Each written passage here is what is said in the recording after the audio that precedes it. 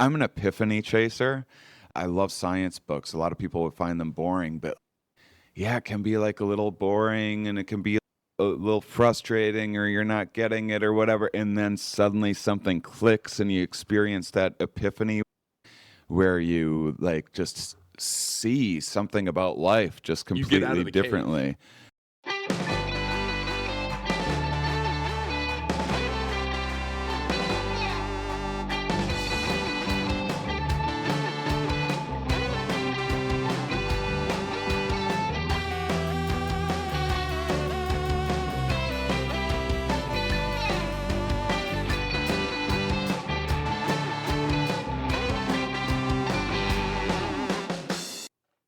Welcome to Overeducated and Underemployed. This week we've got Shane Mauss, comedian, podcaster, fucking hilarious dude. Really enjoyed hanging out with him, talking to him. He's got 2 new specials coming out that he filmed at Meow Wolf in Denver, Colorado. Meow Wolf is an amazing art collective. Check their stuff out. His first of the 2 is out February 18th, just in a couple of weeks here. So check that out on his website. There's a link in the description of this episode. If it's anything like the show I saw the night before this interview, man, y'all are in for a treat. He was so funny. And I've seen some clips from the special as well. It's great.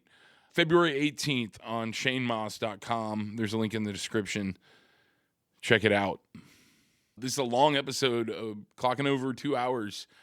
We talked about everything from his upbringing to the Creation Museum and about a movie that was made like 15 years ago called Flock of Dodos.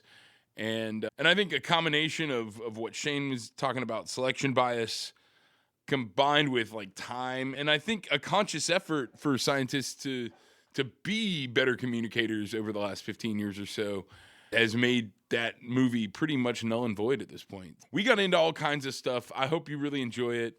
If you like the new theme song, make sure to check out the new single by Sloan Brothers. It's out everywhere. The new album, Love and Other Diagnosis, is available to order on vinyl on Bandcamp. There's a link in the description.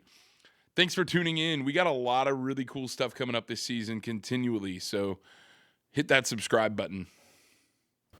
I am honored to have Shane Mauss on Overeducated and Underemployed. Hey, thanks for having me. Thanks for being here. I'm pumped, man. Yeah, this is awesome because I think we have more in common than I initially thought, which is, it's like somebody like you do so many different things. You have your fingers in so many different areas. And I do. It's and I like to try and diversify what I'm doing as well. But I'm going to start with the question that I ask everybody on here, and then I'm going to do a follow-up that I do with comedians. But what's the first song that you remember loving as a kid? Oh, man. That's a good question. MC Hammer, Can't Touch This? Was that what it was? Yeah. And then, yeah, that was, as a kid, I remember loving that. And then I didn't get into music. My first love so that was like, I was 4 or 5 or something like that. And then my next love was Weird Al.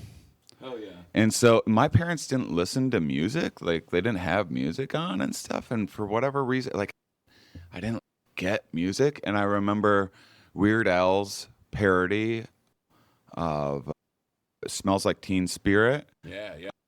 When I heard that, I was like, wait, what is this real song? And then I listened to Nirvana for the first time, and I was like, oh my God. That was the first time that I found a band that I absolutely loved. And yeah, that changed everything, I think. And then, so I was like pretty old by the time I like got into music at all. Yeah. And then I was into like Soundgarden and Stone Temple Pilots and stuff at that time. And then I was into Nine Inch Nails, and then, because I was born in 1980s, these are like teenage years now, and then when I got into psychedelics, Pink Floyd became my favorite band. So it was like Nirvana, Pink Floyd, and then just once in a while I find something that I really, it's so few and far between and then when I find a band, I'm obsessed with them. So it was like because it was my first concert. White Stripes was like my second big concert. So I The White Stripes. wasn't like a big concert goer. And then Aesop Rock, not Aesop Rocky, not ASAP Rocky. Aesop Rock is like the person who I'm absolutely just obsessed with. I just found out he has a new album out, and I just started listening to it. And Aesop's one of those people you got to listen like to an album like 20 times, and suddenly these like pieces you start putting stuff together, and his stuff's just so deep and dense and interesting and so intelligent, and so it's just constantly. I'm an epiphany chaser. I'll read like a lot of this. I love science books. A lot of people would find them boring, but yeah, it can be like a little boring, and it can be a little frustrating, or you're not getting it or whatever, and then suddenly something clicks and you experience that epiphany where you like just see something about life just completely differently. Cave. Exactly. And I have those when I listen to Aesop Rock. I have a lot of like epiphanies, and I think we have so much in common. It's funny, once I was doing a club and someone was like, "Hey, you know who you remind me of?" As I do a lot of indie venues and stuff, Aesop Rock, because he had been through there recently. Like, just the way you guys think about things, you're like really similar. I was like, "Oh, that is the best compliment you could have fucking given me." That's incredible. And they didn't even know it. They didn't even know. Know it. Didn't know it. It was like my hero, and he and just the weirdest. I just wrote like this a few months ago. I wrote like this 20-minute, like at least it could easily be 30-40 minute, like ridiculous beast of a bit about pinball, and it's so stupid. It's so stupid that it's so long, and it's just I kept going and going. And I like just that cracks me up, like a subject that like 1-2 jokes about pinball is the appropriate amount of pinball jokes. So anyway, I wrote all this, and then I was listening. I just discovered he had a new album, and he has this fucking song about pinball on it. I'm like, God damn it, how is this happening? We're just on the same wavelength. I guess we're gonna be playing some pinball out in the arcade after this, because I'm no good. I suck at it, but I'll play. Yeah. I love pinball too. I don't love pinball. I was actually writing a joke about how frustrating of a game it is. And then I like just did all this deep dive, and I found out pinball was illegal for 40 years. Yeah. And then oh my God. And then I saw like one of the worst, those bad movies like The Room or whatever, where people watch them because they're bad. Do you know that the song Pinball Wizard was a musical? Named Tommy, the Who. I've seen Tommy. Yeah. It's like the worst fucking with Tina movie. Turner as the Acid Queen. Yeah, like Jack Nicholson's in it. That whole movie I is forgot just about so the crazy. Tina Turner part. Man. That movie's fucking crazy. That movie's so insane. And like, musically, I think it's a lot of fun. Yeah, like Elton John. Elton John as the pinball like champion that gets beaten. Oh my God, it's so stupid. That shit's crazy. So I just went on the stupid deep dive. Sometimes I love just because a lot of my stuff is like I do a lot of, especially now that my psychedelic specials are coming out, I'm diving back into my science communication a lot more, and so I'm collaborating with a lot of different science groups with some different communication projects, and so because of that, like for a comedian, I'm doing like some pretty like serious work sometimes, and so to like just sit around writing the dumbest jokes I've ever written about pinball for a while is just like scratches that. I need to be silly too sometimes. No, I definitely write some silly jokes, and I try not to get like super silly. If it goes there, but when I'm doing these interviews, I try to be as serious and engaging as possible. It's fun to be silly too. Yeah, for sure. But one thing that you said that I really relate to when I was a kid, I would get into Weird Al's parody and then go find the original. That was how I would get into music a lot. Like, Weird Al's amazing. I just had his guitarist for 43 years on this week. Oh, that's incredible. The week that we're talking now, not the week that this comes out. But yeah. And yeah, I've seen Weird Al 10 times. Yeah, live. I saw him live like, I don't know, 15 years ago or something, and I was like, oh, Weird Al. Like, been off my radar in my adult life. And I was like, oh, I'll check that out. Saw the show. I was like, oh my God, this is incredible. It's a multimedia extravaganza, man. It's so good. Fucking wild. UHF is maybe my favorite comedy of all time. It's pretty close. The theater I'm performing at tonight, in its old location, my daughter and I rented out the theater and showed UHF for, it was like probably her 10th birthday or 11th birthday or something. That's amazing. Like that. Showed it to a bunch of 5th graders. They all thought it was hilarious, but didn't understand. Like, they didn't know. A couple of them had maybe seen 1 or 2 of the things he's fucking. Yeah.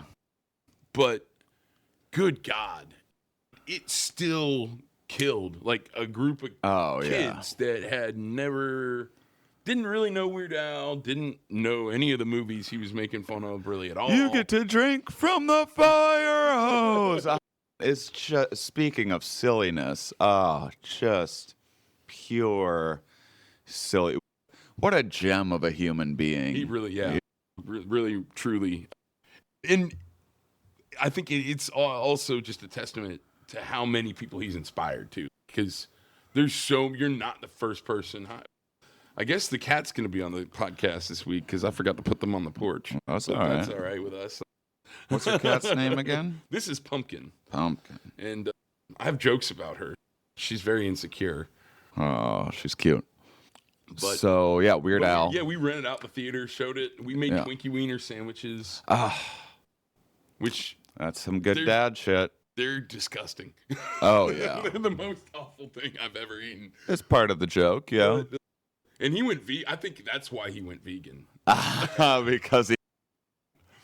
But so the follow-up question I have, and I usually save this only for comedians, but what's the first joke that you remember loving and maybe even retelling to your family or friends as a kid?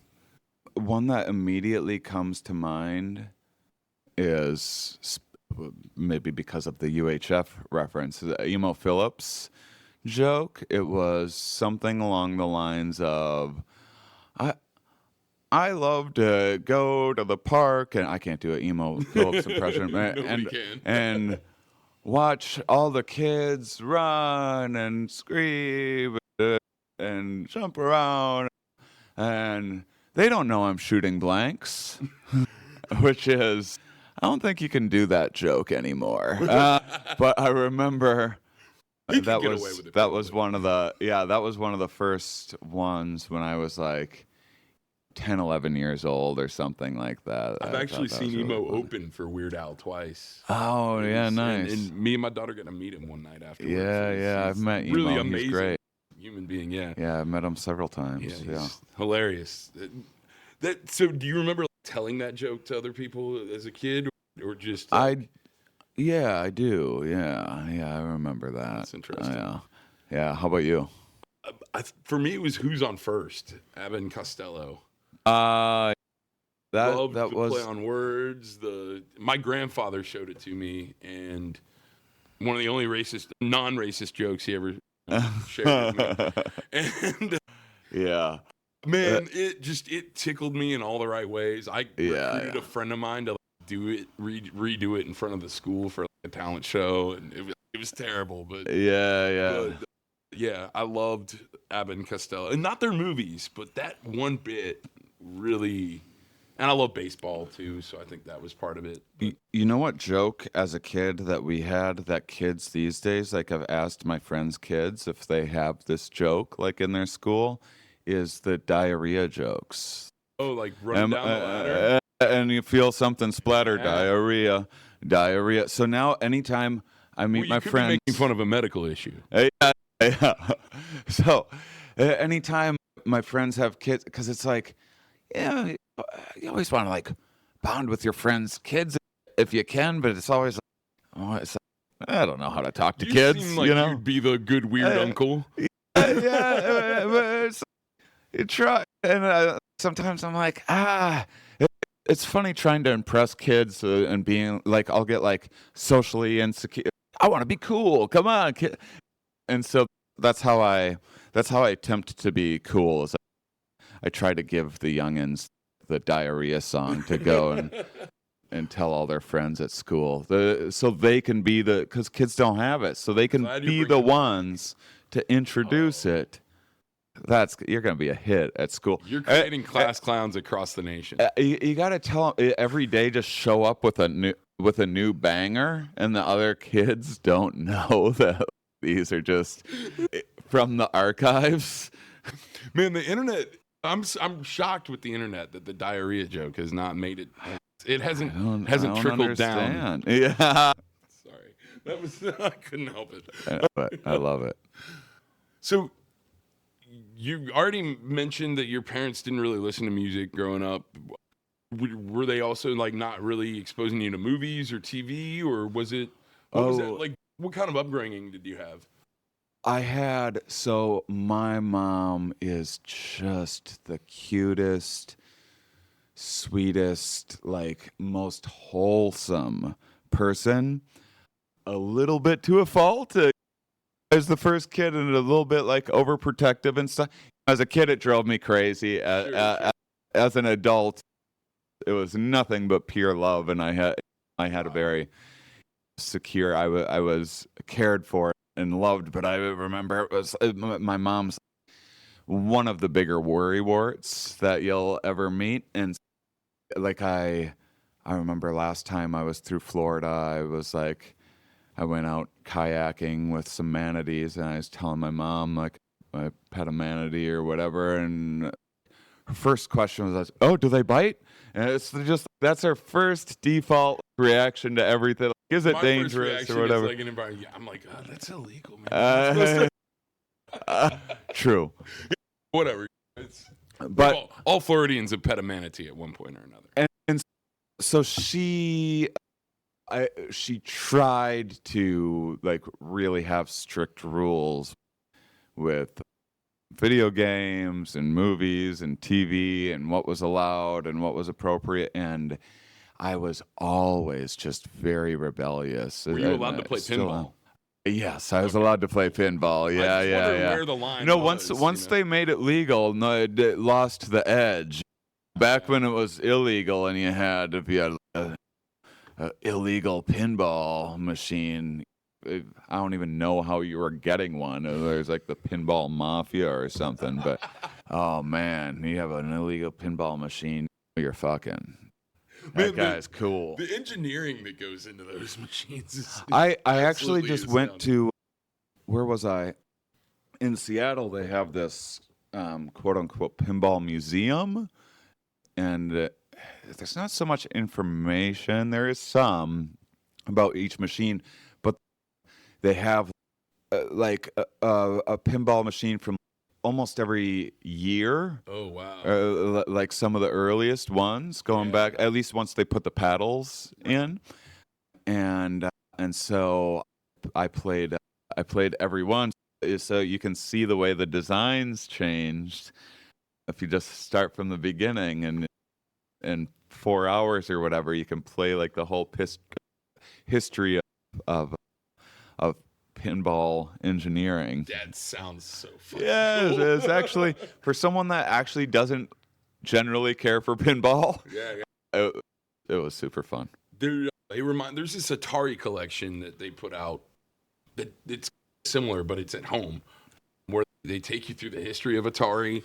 You get to play each game, but they also have like historical material and interviews with the developers. And it's really, because a lot of the times there's old collections of games. They're just collections of old games that you're like, this sucks now. Yeah. But when you get all that extra context, I think it really helps you understand why it was fun then and what was fun about it. And I just remember any friends that, and like I had the people that babysat me and like my best friends growing up had an Atari, and then my uncle had an Atari, and it was just like anytime I got a chance to play Atari, it was incredible. I can't imagine. It's got to be so hard to, as a parent these days, to get kids to play outside and stuff like that, because it's just like the it's hard to games get are grown-ups incredible. to play outside too. It Yeah, is. It absolutely is. It doesn't help that it's getting hotter and hotter, but Yeah. So, good-natured but overprotective parent. Do you think that anxiety took some of that on yourself, or do you? Oh, I just was like incredibly like rebellious. Okay. And so I got myself into, really in hindsight, an unnecessary amount of trouble, and I hated school, and my name was like always on the board. I was always in detention. I was like, I was exceptionally good at math and without even trying, and then but paid no attention in school. So all the other classes I was so bad at, I was like grades behind in reading and stuff. So there was like regularly meetings because there wasn't as much like neurodivergent talk back then, Right. but it was like, some people be like, oh, do we need to hold them back a grade? Do we need to put them in like the special ed with all the like troublemaker kids? And then the math teachers would have to come in and be like, no, he actually needs to be in advanced classes Like, and not gifted challenging him. programs are And, probably just showing up around then. yeah. So it was like, school was torture for me. And I'm thankful that I eventually got into, I'm an autodidact now. I love taking classes and things. Now I'm constantly taking online courses, and I have a science podcast, Here We Are, and I interview scientists all the time, and I get to learn so much. And so I look back, but I'm sure a lot of people wish they would have paid a little more attention in school or whatever, but it was what it was at the time. But I'm like, I have a broken like pinky knuckle right now from like mountain biking 6 weeks ago. It's my first time mountain bike. The first day was amazing, and then they're like, I think you could do like an advanced trail. Actually, you're really good. Like I always liked like extreme sports and stuff. Mm-hmm. That was just like I hated organized sports, and I loved things where you could like get hurt. Just like I was very reckless always, and I still am. So I have some like scar tissue and a kind of a bum foot that acts up like a few days every month and stuff. There can be some consequences to rebelling, and then sometimes some rebellions, some like default contrarianism stuff is just so immature. Yeah, I've heard you talk about that before with Duncan. Just like when y'all were talking about rituals, Mm-hmm. and how you abandoned being ritualistic. Oh yeah. I just never because had of any the, rituals. Like, the intentional nonconformity. Oh, and my mom is just the cleanest, most organized, teetering on a little bit OCD when I was younger anyway. I think she's loosened up. I think it was like an outcome of the stress of being a mother, and also a lot of, she's from a small town and where everyone cares very much about what everyone else thinks of them, and living to be kind of people pleasing and everything. And so, boy, so I rebelled against that too, and now I'm just like such a messy fucking boy still. It's just so immature. I don't know how to cook. I can't clean up after myself for shit. And it's just, I just went the opposite direction. It's like, you know what? Actually, those were a lot of great qualities that I wish I would have taken to more. But I just had it in. My mom just had like a devilish little troublemaker that and the more she tried to contain it, the more rebellious I was, and it was like constant source of friction, my poor mother. But that's what it was like. The tighter you close your grip, the more systems will slip through your fingers. Yeah. It's funny because I know that I had one other friend whose parents were as strict as mine, or stricter, and he was the only person that I knew that was crazier than me in terms of like risk taking and whatnot. And then I had these friends that their parents seemed like they let them do whatever the hell they wanted to do, and they were the most well-behaved kids. And I think that I don't know how much there is in the way of like free like parenting classes and stuff, but I wish there was some more like 101. It's easy to be stuff well behaved when you don't have any rules, though. Yeah. Really. It's easy to stay out of trouble if you don't have any restrictions. Yeah, there's nothing to rebel against. Yeah. So at what point? So you hated school. You're not.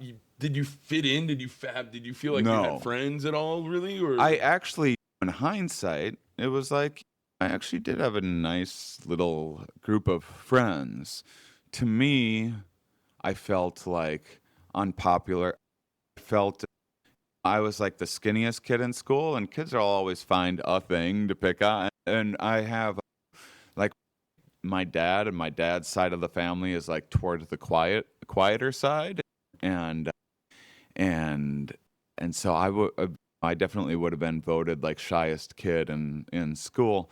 So I was like very insecure, and I was tall and skinny, and so it was also like the short kids would want to fight me because of how skinny I was. They thought they'd have a chance. But then they get to fight a tall guy, and I got bullied. And it's also I remember bullying and picking on kids, and that's the shit that will like the whatever kids bullied me, I could give a shit about. I was like, whatever, they were just kids. But when I bullied people, I can't fucking live with that shit. Like I've ran into some of the kids that I bullied in the past, and apologized and made plenty of times in my adult life. I think a lot of the fucking problems with this modern world is just like these bullies with these bully mentality that like just refuse to like face like being critical of themselves, and seeing, oh, actually I was a piece of shit here and there and made these bad actions, and like kind of self-reflection. And so you have to like validate it by continuing to justify bullying and doubling down. And that's, no, I think you're absolutely right about that. And I have a fucking bully dictator king. Yeah, you know? Yeah, no, I think you're absolutely right. I think the reactionary nature of the way people interact with each other online. Yeah. First of all, I don't think it's like that in the real world most of the time.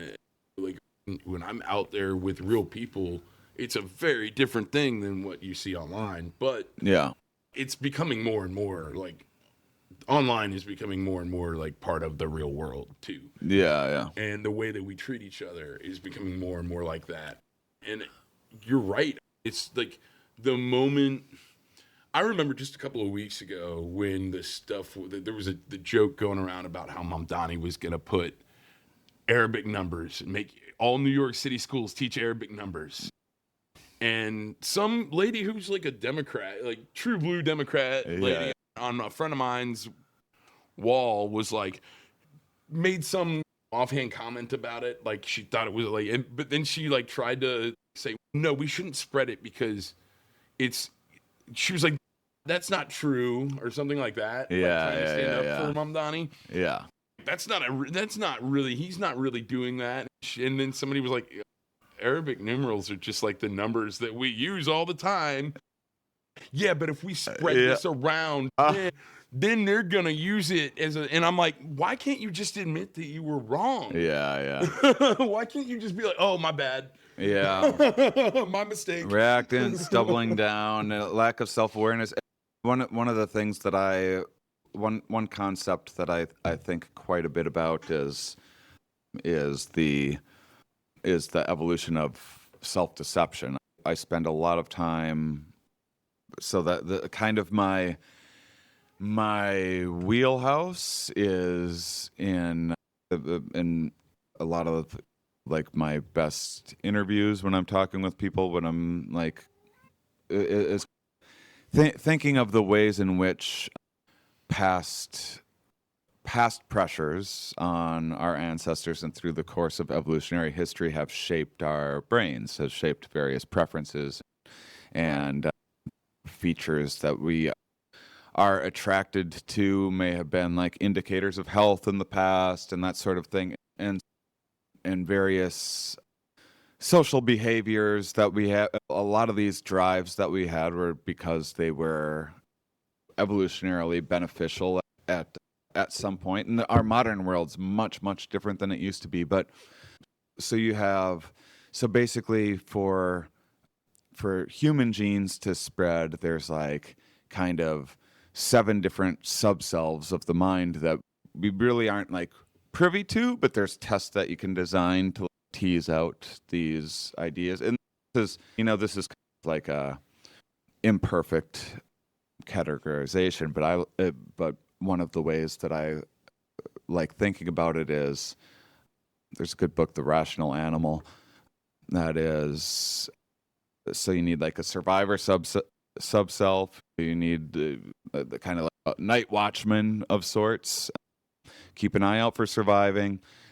There's an infectious disease sub-self, which is you go in like a public restroom or something, you go, oh, that's because ancestors that had an aversion to, say, poop or whatever, did better than ones that were attracted to it.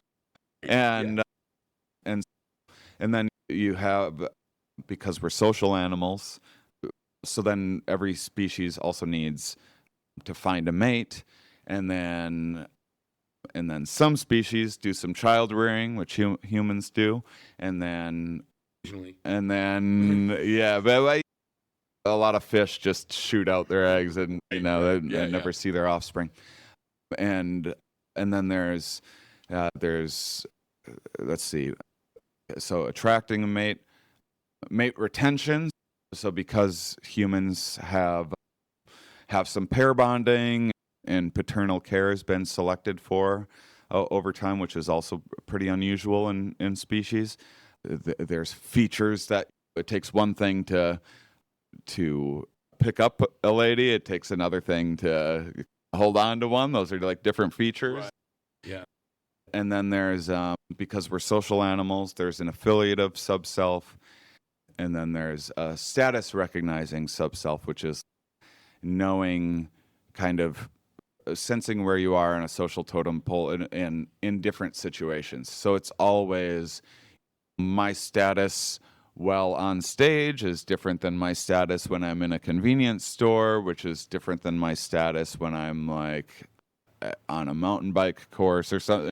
Right, so this is always different, and the same person can be low on the totem pole working in the mailroom at their work, but then they're the best on the company softball team. Yeah. I think about it as like a water bottle in Walmart versus a water bottle in the airport. Yeah, sure. It's like that bottle of Evian. Yeah, the same bottle is worth more in different. And so that person, when they're was going to have more confidence and maybe call the shots on the softball court, but then that might be lower in confidence working in the mailroom or whatever. And so these are things that are always being adjusted, and there's all these interesting tests developed to tease these things apart. But so of these kind of subconscious drives, we can become aware of them, but there's a lot of work about self-deception. The ways in which our brains err aren't just random. We often err to the side of, for survival sub-self, you err to the side of caution. So you might not be accurately perceiving a threat, but the over cautiousness left more descendants than people that took too many risks, for example. And then this creates a spectrum, and then this is why there's varying personalities and everything, and there's been so many ecological changes in different environments, and humans are extremely adaptable, so a lot of these things are highly influenced by the environment and culture, more so in humans than in a lot of species that are a lot more fixed. Yeah. That have a very specific niche, like a sloth or something like that, that can't really... Like a very specific biological place. Yeah, you put them somewhere else, they're probably not going to do very well. And self-deception is really interesting because we're these social animals, and because status is something that can be valued, and there's sometimes some gender differences and various ways in which status might mean more in different situations. But because of this and being affiliative, the ability to sell yourself to others is something that is selected for. So having confidence and everything. And so there are subconscious features, and again, there's individual differences where plenty of people have insecurities in different domains, but quite testably, if you ask people, how good of a driver are you, how smart are you, how attractive are you, the average person embellishes by about 15-20%. And the idea is that, and then some people are way off the charts, and the idea is it's like just enough where it can help you get ahead a little bit in a social situation. If you have, so it's like you don't realize you're doing this, but you have a little more confidence in this situation, and that can keep you like moving forward through life a little bit. Like maybe seeing reality a little clearer would make it a little harder to get out of bed and to take a chance at something if you were seeing it more accurately. And so because you have this like slight delusion, it can actually work out numbers wise over time, as like evolution throws like a lot of spaghetti against the wall, that things that are just a little overly confident. And then the other thing is in terms of social manipulation. So say we're negotiating a deal, if I'm really genuine and I'm like trying to sell you something, it's going to be more believable to you, and you're going to be more inclined to buy it or pay more for whatever I'm trying to sell you.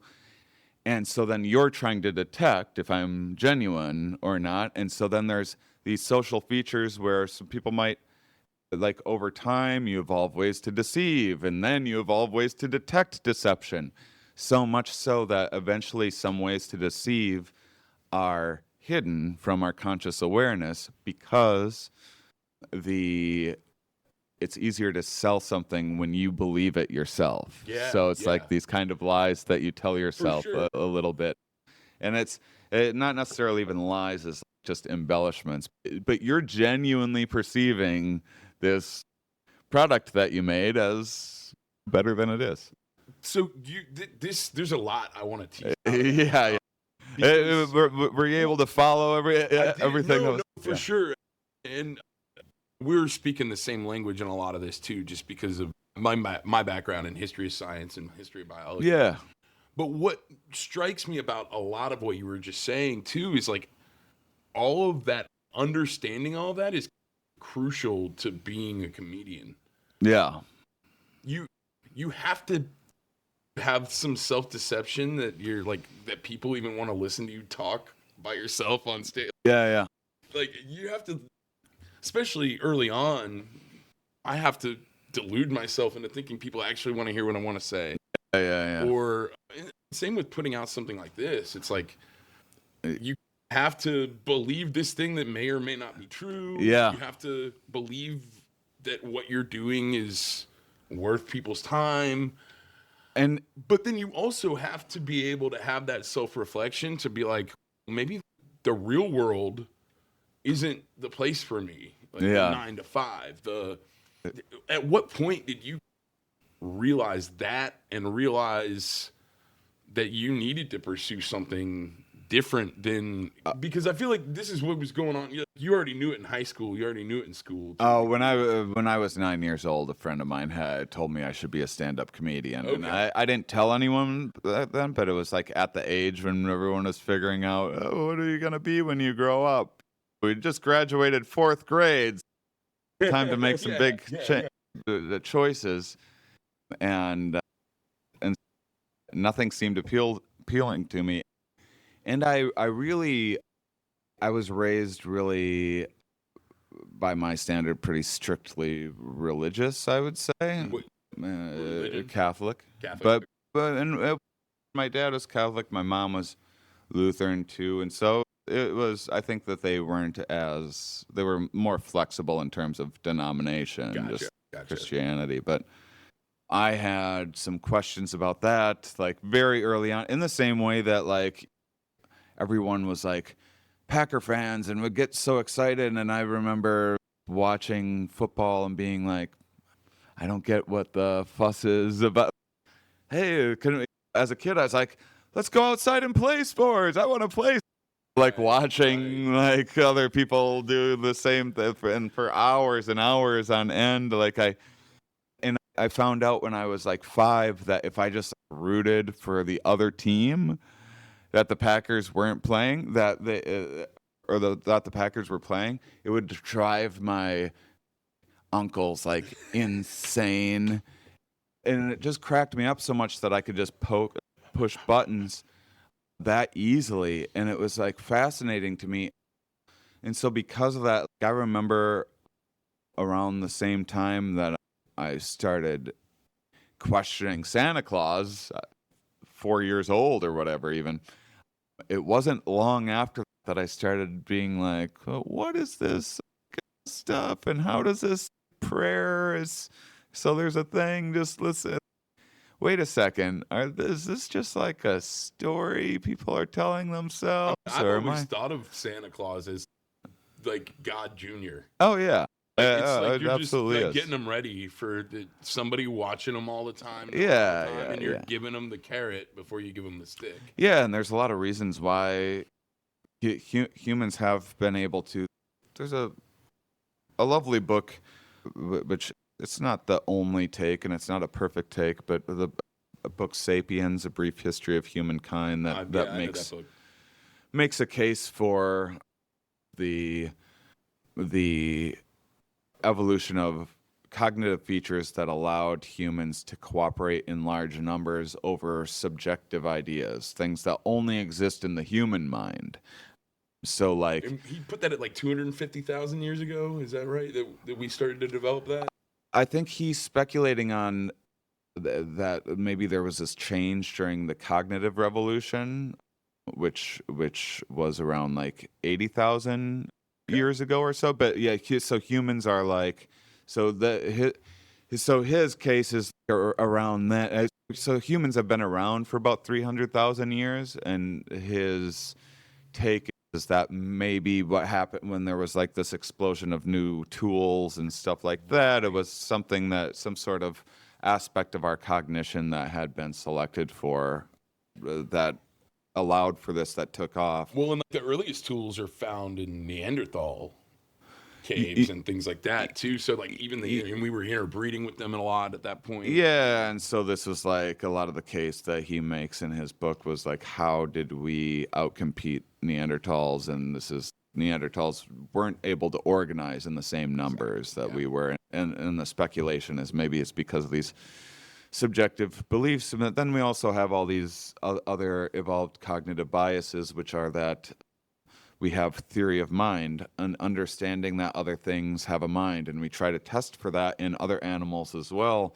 And there's not a lot of animals showing a lot of great like theory of mind type stuff, and even understanding that they're looking at themselves in the mirror or whatever.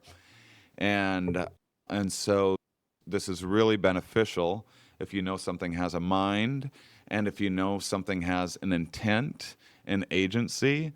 This is really beneficial if an organism knows like a predator or prey has a mind and an agency of its own, and if you're able to put yourself in its shoes, you can anticipate moves, and then in a social species like us, the same thing. If you can put yourself in another person's shoes and then imagine them imagining themselves in your shoes, these are cognitive features that were selected for, so much so that we overshoot it. So we tend to anthropomorphize even inanimate objects and things, and they make Think about Wilson in Castaway. exactly, and we also the same thing for faces, recognizing faces.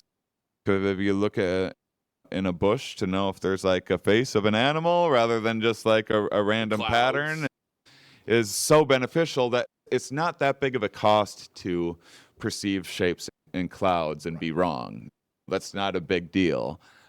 But if you don't notice that there's a face and a mind and intention in a bush, it might eat you.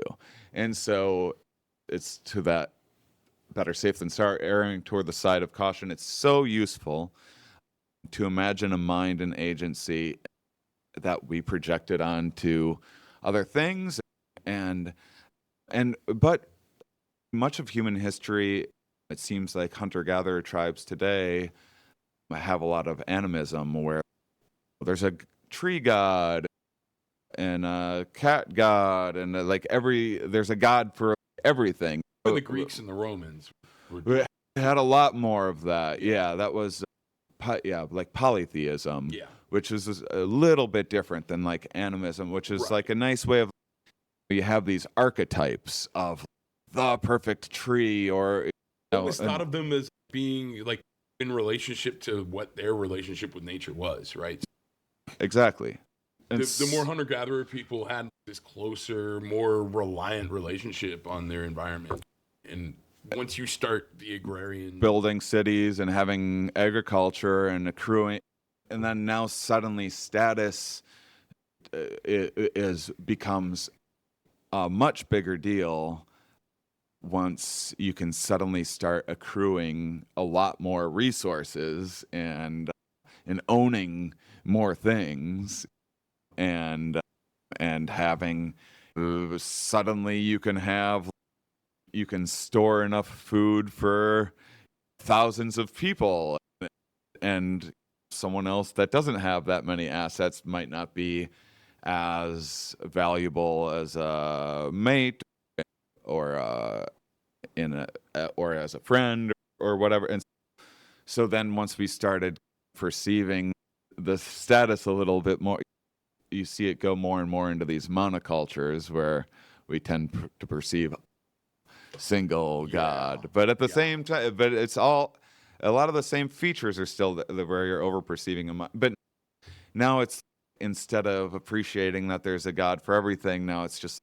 I bet there's a God it's just like me, only more like me, just like remember just the a name little of the bit Greek better philosopher, but he said the god of a fish is a fish. Yeah. I can't remember his name at the moment, but Yeah. I got to pee. Can we take come in? Cool. I have 2 restrooms if you need one to. It's this, Maybe I'll have some more tea. cool, man. I bet that water's still hot, but if it's not, you just, is it? Oh, I'm sorry, man. It's right there, yeah. Yeah, that's the mess of a book room. So with monotheism, it really becomes, to me, a thing that starts being almost inseparable from natural philosophy at a certain point, because everything is being, but the way that you examine it and your ability to ask questions and answer them is very different under those 2 frameworks. One thing that was there ever a point that you found yourself believing in what your parents were teaching you as a kid, or were you always questioning it? Yeah, no. So I was always questioning it, but I realized, like, I basically, when I remember, like, still, like, sincerely praying as a child and stuff. It was like, But maybe not sure it was, but really, is this a thing? And then, and it's funny because I have as an adult, I actually have a appreciation for a lot of the intricacies of how like religions and spirituality evolved, and a lot of the ways in which it has been beneficial to a lot of people through time. Sure, yeah. But there's definitely pros and cons. But yeah, I remember at that same time when I was like 9, I realized, oh, this is not like a thing. This is so I was like, You weren't so I really was like, allowed to there is question. not no, and it was like, it was. I didn't even know that there was like such a thing as being agnostic or atheist. Like as far as I knew, everyone, every single person in the world except me believed in this and these stories. And You've been watching Pluribus? I have been, actually. That Because show's I mean, fantastic. it reminds me of that scenario where it's like you feel like so alone, Yeah. and everybody is in on this thing that you don't understand. And it was really, it messed me up. It sounds very alien. It was so alienating. And so then I didn't want to do anything conventional. And so this was like in the summer between 4th and 5th grade, I remember I stopped believing there was a God. I was like, nope, there's no God.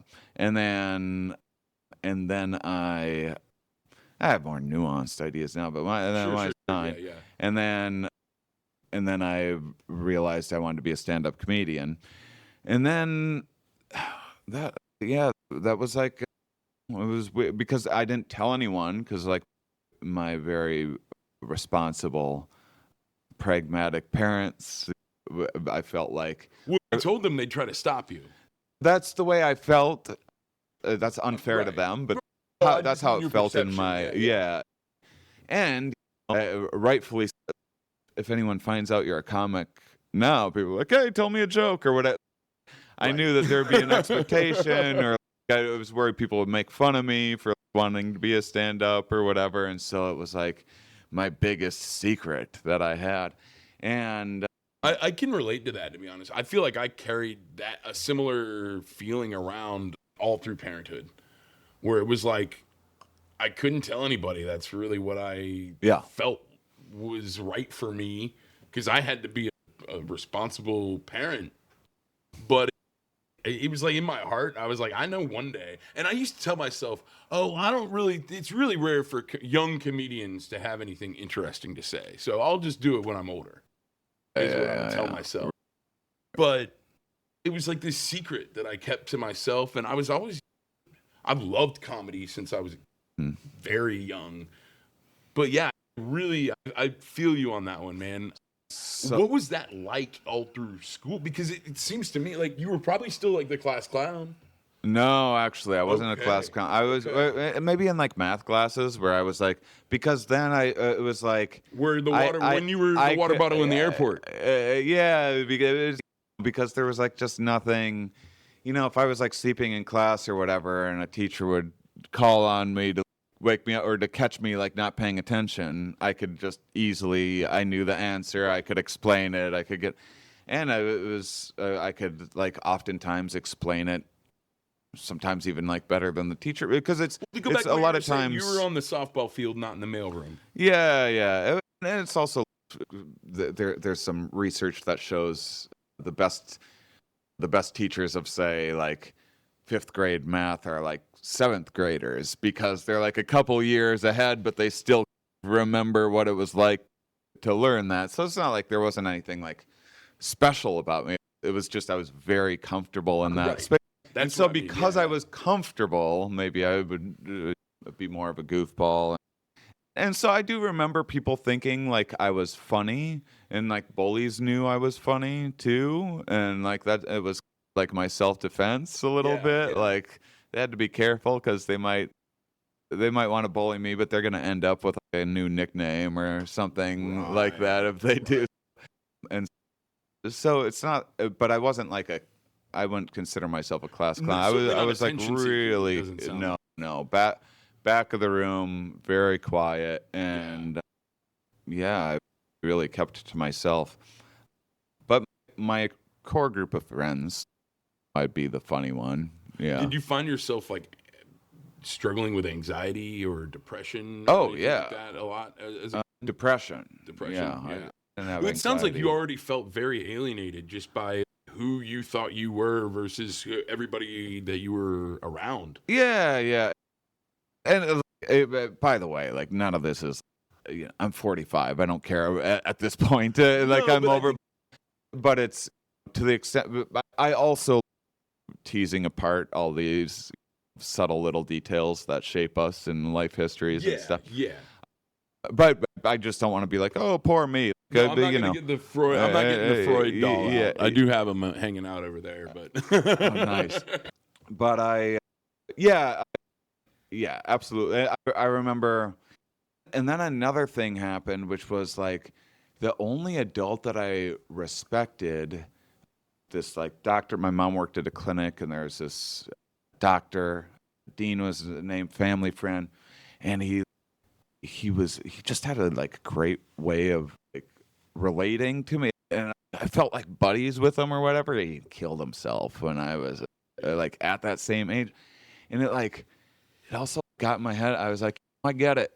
That was I remember taking it really hard, and then I remember being like, I get it. Yeah, what is the point of any of this? And so it was like, and then I had these dreams of becoming a comedian. Yeah, I did. That was like very existential, crisis-y type stuff, and I'm like clinically diagnosed as bipolar now, but I think it might have been some of that genetic, but I think it may have just been some of like my early development where it was like gravitating to these extremes so much where I was just like, I felt like suicidal like every day, and the only thing that I could do that would keep me going was these dreams of being a famous stand-up comedian and everything. And that was funny as actually like when I caught breaks as a comedian, I was like, that was everything I tortured myself over for the last 15 years or whatever. Yeah, and it's weird, man. Like when you get those like those personal victories, and you've built them up so much, and you're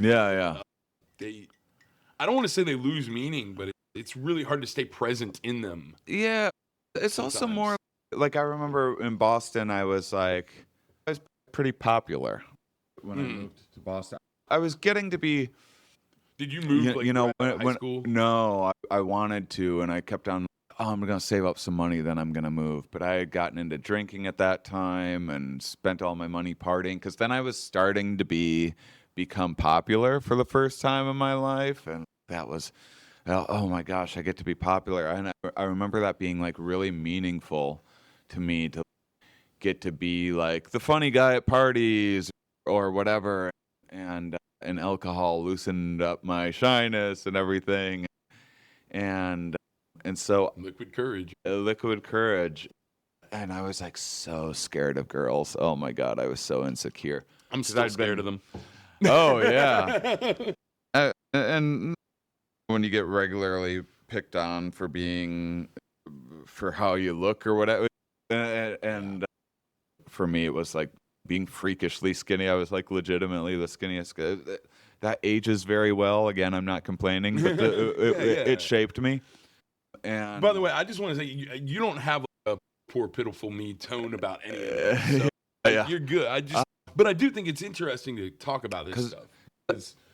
Well, the point I was going to, like, when I remember getting to Boston, and I'm grateful for starting in Boston and all the friends that I made there, and few people get to have such fortunate experiences as myself. But I just remember, like, when I actually got to be cool. Oh, I'm cool. I remember being like, oh, so fucking stupid. Like, why the fuck did I care? Like, this is what I was torturing myself over. It's great to have friends and be social, but like a need to like be the fucking cool guy or whatever, it's just like embarrassing. Yeah, no, I can't relate to that feel, like, because I was always, so my first job was at a concert venue where I was a fucking like stagehand or the dude like that put the flyers on people's cars. I was 14, 15 years old. Yeah. He would send me into the competitors' parking lots because I wouldn't go to jail. Yeah. But my point is, I was always surrounded by those people, and I liked being like in the corner and being around it all. Being in that world. But I never wanted to be the guy with all the spotlight. And so for me, I think as I've just over the last couple of years where I've really started to pursue what I want to do with my life, I was fortunate enough to know that it was more about like connecting with the right people and making friends. And I have a great group of people in my life that I love and have spent years developing really strong friendships with. But not a lot of them I still feel different than a lot of them. You know what I mean? And then I found as I've gotten more into comedy and doing the podcast and back into the world where I was as a teenager, I'm like with my people again. And not to talk shit about any of my friends, but a lot of them work 9 to 5s. They can function in society in a way that I've never really been able to. Yeah. And I had to force myself to for a really long time. And what I'm hearing with you is like your drive to break out of being alone was maybe admittedly you say like maybe misguided, but it was like along the way you figured it out. That's not what's important. Like what I'm thinking about is like, it was glamorous to you in your brain for reasons that you didn't know. Yeah. It was like, I don't want to be alone, you thought at the time, oh, being admired, being popular, those are the only ways you knew to not be feeling so fucking alone. Yeah. And then, but once you got into the Boston scene, I feel like that's when you realized the fame and the fortune, whatever, that's not what matters. But now I've surrounded myself with people that are like me. Yeah, absolutely. It's whenever I can relate, and that's actually why I like interviewing scientists is when, so then when I started, that was the first time, I really related to comedians' minds a lot. And then when I stumbled on the kind of idea and hobby of going, because I was always reading pop science books and stuff. And once I started interviewing people, I was so scared and out of my comfort zone at the time. But like after I got past that, it's like when I talk with scientists, it's like a relief. It's like oxygen. It's oh, this is someone that understands how I think about which is like figuring out the mechanisms that drive. It's like one of those other existence personalities. They're one of those other layers of your personality. It really is, and and I don't think it's a capacity or capability thing. I think it's more of a willingness thing with people. I think that anyone could learn any aspect of science that they wanted to put time into.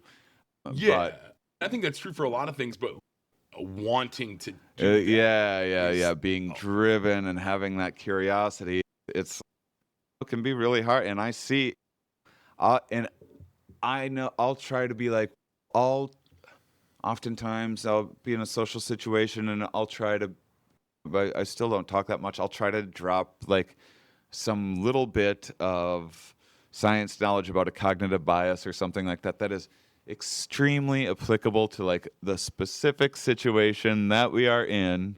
I know this is interesting and it's entertaining if you bring any willingness, but like I'll just see people's eyes glaze over or whatever, or confused, or like, why are we talking about this? That hasn't happened here. And it hasn't happened.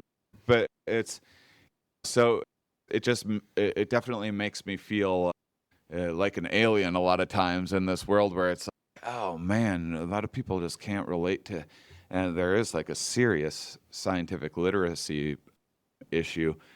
And I don't care if someone doesn't know this stuff, but like you like these like negative reactions of just if you're hearing something that might be a little different from your own beliefs or something like that, you see these like self-defenses and stuff go up. And I like people like try to call like science boring and stuff too. And I get it can be really tedious. And it certainly baseball. That's the thing. It's like, okay, so what are humans excited about? The most excited you'll see them is when they get together on Sunday and watch a bunch of dudes try to move a ball around from one end of a field to another field, throwing it, running with it. Sometimes they kick it too, and they do this in roughly the same way. The same way you've seen them do this thousands upon thousands of times before. It's all from a book. And you're doing this. We're all doing it from a book. Yeah. But you're watching this over 3 hours. You're watching this thing. And then, like, afterwards, you excitedly watch another 3 hours of this, like, ball moving about. And then after that, another 3 hours, you're going to, and then there's commentary for an hour afterwards, like a debrief. Let's talk about what we just saw there. What amazes me about ESPN is they've been able to create like a 24-hour news cycle around just sports. Like they pretend that sports is the whole world, and they're just covering that world. It blows my mind. And people can get statistical thinking when it's about their sports team or gambling or whatever. So people have the capabilities. Some people sound like geniuses if they were articulating any other subject as well as they're like talking about their local team or whatever. And this is, they're imagining, oh my gosh, they have mirror neurons feeling like it's them catching the ball in the end zone. And oh my goodness. And this is so exciting, this thing. Then there's like a talk about it like an hour beforehand, like who's going to win this and all that. And then at the end of this 11 hours that you get together and do this, then whichever teams lost that week, their state will have higher domestic abuse rates that week. That's how much people care about this fucking ball moving game. I get it. Sunday is one of the highest domestic abuse of the year. Like, it's crazy. And so, and I could tell, like, your average person be like, imagine interrupting that and being like, hey, does anyone want to watch a 10-minute YouTube video with incredible effects that shows the origins of the universe and how all of this came into being and how we know it? And they'd be like, that's boring. They would not have the time for that 10-minute. You can literally learn about all of the existence that got us here. And no, that would be a boring 10 minutes. And you don't have to pick one or the other. You can have your football. And we can do it on another day. How about another day? Can I sit you down for 10 minutes to see Morgan Freeman fucking narrating the best fucking CGI of understanding how a sun forms? And it's incredible. There's just like a real deviation, and I get it. I get that it's such a social thing, and it's a way that people can connect at all ages, and root for your home team and be enthusiastic. I think that it's lovely that people find ways to gather and get excited about things. You could make this same argument about, I could have made that same argument about like a music festival or something. Oh, it's just a guy playing a thing. Right, whatever. I get it's just a guy fucking talking into a microphone for an hour. You could make anything boring if you wanted to. Yeah. But the crazy thing to me is I get why people like football, and I appreciate it more as an adult too than I used to. And I'm happy now, like for my family when the Packers win, because I know they're happy and everything. But the reason why I can appreciate that is because it's so fucking predictable. It's just so predictable.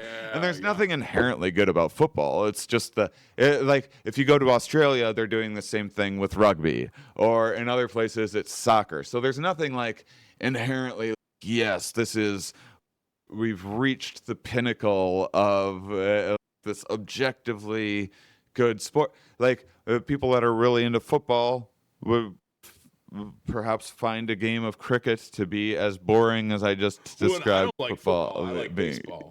Yeah. One of the things about baseball, everybody says baseball's boring, and until suddenly it isn't. Yeah. But I think science is like that too.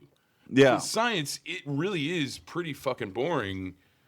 If down you're in the trenches doing down the in work, the trenches for sure, and until there's a big discovery, and then suddenly it's not boring anymore. I think some of it is self-defense stuff. I think some of it is insecurities and stuff where it's like I have this idea of like why people groan at puns. I'm not a pun guy myself, but I appreciate a good pun here and there. But I'm not like I'm not as good of an improviser. I'm not like as quick of a thinker as some people are. I'm like a more contemplative person. So there's trade-offs there. But I think that with puns, it sometimes takes a second to get that you missed it, and so it's like a way that it's like a self-conscious defense where you groan to conspicuously advertise to the social group like, hey, I did get that, I just didn't think that it was funny. You roll your eyes, but it was actually a solid joke, and I think that there's something like that with science as well. Where I think that's true with comedy in general. You like getting a crowd to laugh the first time of the night is like getting them to have a mini ego death. Yeah, in a way, yeah. You have to get them to like be like, okay, it's okay to laugh at this. Yeah. You don't have to pretend it's not funny. You don't have to sit there and. I think Pete Holmes is the guy that said this one time where it's like you go to perform and everybody there is like the funniest person in their friend group, and they're all there. Oh, what do you got for me? Yeah. And I think you avoided that with your non-traditional psychedelic show. You keep talking about how the psychedelic crowd is so great, and I think that's one of the reasons, right? They've already had their ego deaths, man. Yeah. It's also just I'm trying to develop new styles, and so a lot of the stuff, especially the show Stand Up Science, that I did that was my main thing before COVID, and I've like reformatted it, and I'm bringing that back next year, but with different themes. And so it used to be just like random two different scientists in every city that I went to, and it was like half comedy and half science, and two different things. And this is more like me doing a 45-minute science-inspired philosophical comedy set, but it's definitely, there's a lot more, it's heavier, it's more information dense than could teeter toward the like more funny talk thing. And then I have a panel conversation with scientists afterwards, and I select based on fields that are relevant to the subject matter, and then it's more sciencey, it's more informative. The stand-up part is more informative than a regular stand-up comedy, and then the panel is funnier than a regular science panel or something. Yeah. So it's meant to be like 50% science, 50% comedy, and so it's always like some people show up expecting it to be a little more funny or whatever, and then it can go both ways too sometimes. Like the psychedelic show like that you saw last night, that's me doing more funny stories than I I took some questions, so I got into some more information type stuff. Yeah. But sometimes if I just am like, because some people know that I've sometimes integrate a bunch of science into my shows. So sometimes if I'm just doing comedy, people are like, "Oh, I like brought some friends because of the information and stuff." So I'm always trying to find that balance. So hopefully after my specials come out and more people kind of know who I am and have a better idea of what to expect. These psychedelic specials are meant to be a proof of concept for a new kind of style that then I want to apply to different science topics. And so hopefully people know and understand, because I think that stand-up comedy can be, for myself, a little limiting in terms of what I care about, which is my favorite sound to hear is when getting laughs and stuff. That's great. And like, love getting a big laugh, but it doesn't, I don't think it inspires me as much as it does a lot of people. My favorite sound is when I hear someone go, huh. Yeah. I know they just realized something about life that like connected a bunch of things in this way. Huh. And that's like really special to me. If I can get more of those, and I don't know how to make it, but then because of it's a comedy show, people are used to like hearing laughter. So as a comedian, it's always the hard parts being on stage, getting. It's been like 3 minutes of me not even intending to have a laugh, not even trying for a laugh.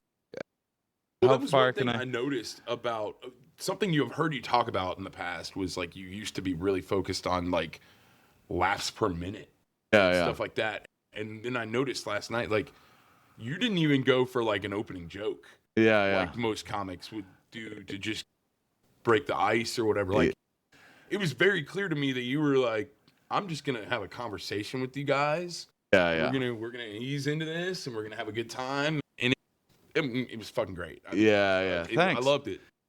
Yeah. But it was very non-traditional in the sense that, just like what you were saying, it was. I noticed that.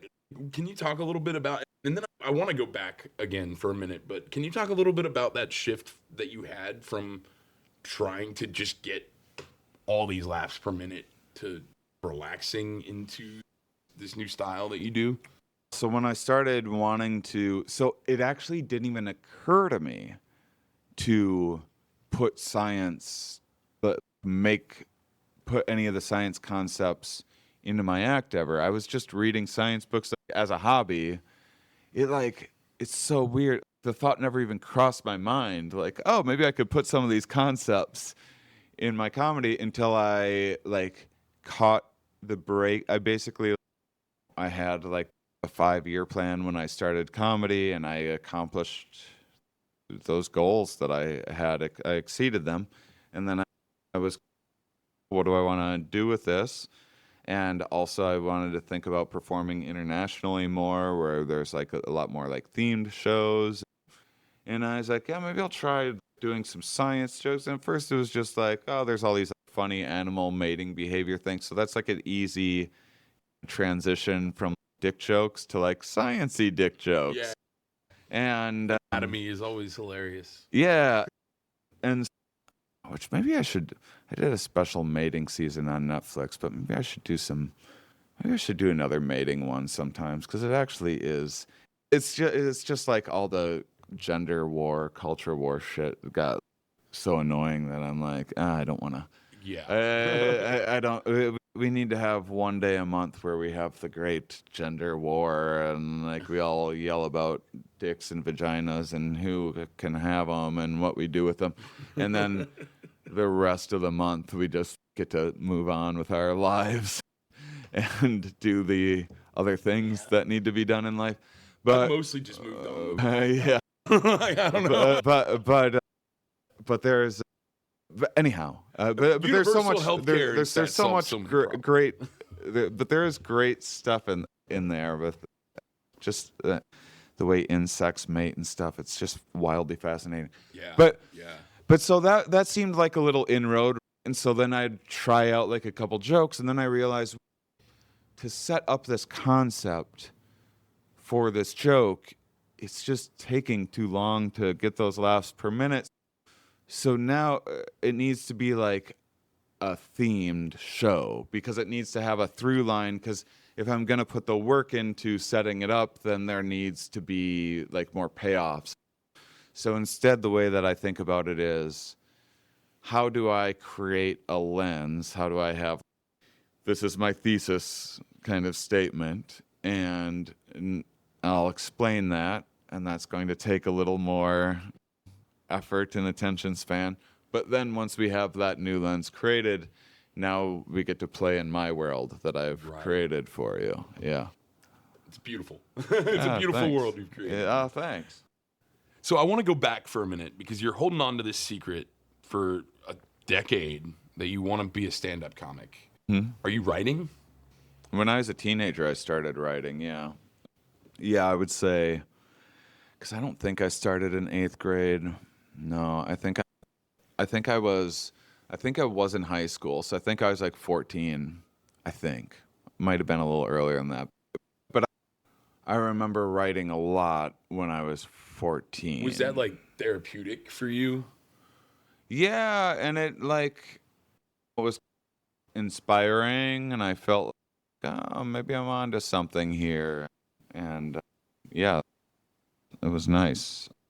But yeah, I liked it. So it's another reason why I took off quickly when I started, because I had already, not only had I been studying comedy for, let's see, 14 years, like watching stand-up comedy like basically every day, like watching, like at least a late night set or something. I never understand comics that don't watch a lot of comedy. I don't anymore, but I did for a long time. Yeah, I can see that. It becomes, once you're like in the world, it becomes this thing where it's like, I'm going to work at home on a Saturday night. But not being fans of other comedians, I think, is something that baffles me, because I think that like loving comedy enough to do it, like, how are you not loving what other comedians have done at some point in your life? Like I said, I get, once you get to a certain point, like, it's kind of like after college, people stop listening to new music a lot of the time too. I'm not one of those people, but it's, you like what you like, and in certain, and there's definitely aspects of my life where that's true, just not with music or whatever. But one thing that struck me about everything that you've been saying is that you started with a little bit of animosity towards the ritual, the group think, yes, and now it's become more of something that you really want to understand. Yeah, So I really, something that I really like, I've been tickled by and thinking a lot about recently is there's these Mantui people in Indonesia. This is just like an example of how I like thinking through these things. So these Mantui people in Indonesia, they have this ghost crocodile that sometimes attacks, and it will make you sick. They have a waterborne virus, Right. what happens is the shaman comes in. Animus that you're. Yeah, animism, where shaman comes in, tells them, "Hey, ghost crocodile got you. There's herbal, this and that, rest, some chants," and they usually figure out that what did you do wrong to where the ghost crocodile is like punishing you or your family for this, and it's usually you figure out that it has, because they're like a very egalitarian, and one of the ways in which you sort of police that is like having rituals like this where it's like, hey, have you been too greedy? Maybe the ghost crocodile can't. I've noticed like oftentimes when you're like carving a boar, like you often take the good slice for yourself. Have you been a little stingy or whatever? And I go, oh yeah, I guess I have maybe sometimes been a little stingy. And so then that family makes an offering to the community that was so sorry. And then the community goes, oh, it's okay. And then they all get together and do a ceremonial like healing dance together. Now, that all might seem crazy to an outsider if you have the objective reality that what happens is you just got a water virus. But now let's break down all of the mechanisms and why. And so first off, there's certain beliefs that are prone to take off, but also there would have been other beliefs that were like spitball and trial and error. And so beliefs, there's cultural evolution as well in terms of some beliefs get selected for more than others, and sometimes it's because they serve these hidden utilities that you may not be privy to, but it just works. And so imagine a world before knowledge of infectious disease and modern medicine and a knowledge of these germs. If you, like even today, you try to explain to a hunter-gatherer, like, hey, this water, there's these worms in it, and they're like, what are you talking about? I can't see the worms. You're crazy. It's very counterintuitive. Yeah. And so, first of all, the ghost crocodile, so they're learning there's some association with water, had something to do with water. Crocodile is this archetypal like water threat, and it's very salient. It's an easy story to tell. A big crocodile is a very captivating, scary thing. And then what it allows, so they're tuning in a little bit, getting a little closer than, say, a ghost bird or something like that. And so then the shaman was like often a community leader, and so it will be like, hey, we should stay away from this particular water source for a while. There's a ghost crocodile around there. That's pretty useful to switch up your water source if you just had that illness. And then you can pick up on patterns of when the ghost crocodile seems to come out the most. Turns out after a heavy rain is when the ghost crocodile gets really active. They don't necessarily know it's because that's when dung and stuff from animal feces gets in waterways, and you're going to be more prone to pathogens. And but you can pick up on like good and bad times to avoid the ghost crocodile, areas where the ghost crocodile tends to hang out more. And then you have, so whatever herbal remedies or whatever may or may not do something. I haven't looked too terribly into the idea, but anything that can make you psychologically feel as if everything's okay is going to be better for healing. This is, I believe it's going to work.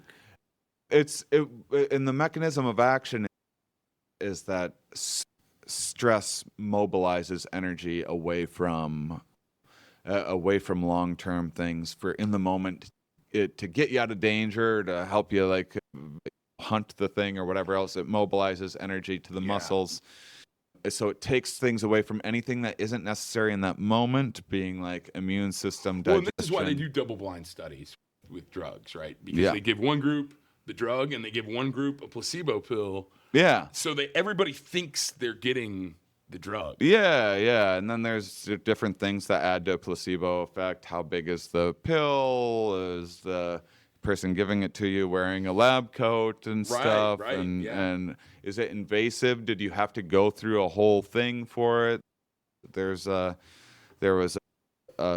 heart valve years ago where they didn't know if it was working or better than chance, and so they had three groups. They had a no treatment group, a surgery group, and then they had another group of people where they cut people open, put them under, and just stitched them back up, so they thought that they got a surgery. And that group actually did the best because of the I've never heard of invasiveness. that. That's wild. And and because then you think that you believe that I got the thing that fixed me, and this is because the immune system is, and also have to be careful with this, because another thing to explain is there's reasons why vaccines are special and important in our modern world, because we are exposed to way more pathogens because of the human impacts on the environment than we ever have in our 300,000 years. There are modern problems that require modern solutions, and this is what we've figured out, how we can help guide the immune system to give it a heads up. It's like, it's funny how the conspiracy people that think they're breaking through the matrix, the closest to breaking the matrix is giving the cheat code to your immune system for defense for a potential threat that it's going to have. Hank Green likes to say that humans are just trying to solve problems, and then when they do, they create other problems. Yeah. And there's always going to be that's new what problems really showing is, up. kind of. Yeah, Hank Green's great. But so if and so then the parasympathetic response system that re-regulates everything gets the immune functioning back going again. So your immune system uses an incredible amount of energy. So if you relax, if you aren't stressed out, that allows for more energy for your immune system to do its work, essentially. So this is the kind of brass tacks, like simple mechanism. There's a little more going on. Physiological reasons. Yeah. Is in effect. They used to prescribe osablep, placebo backwards.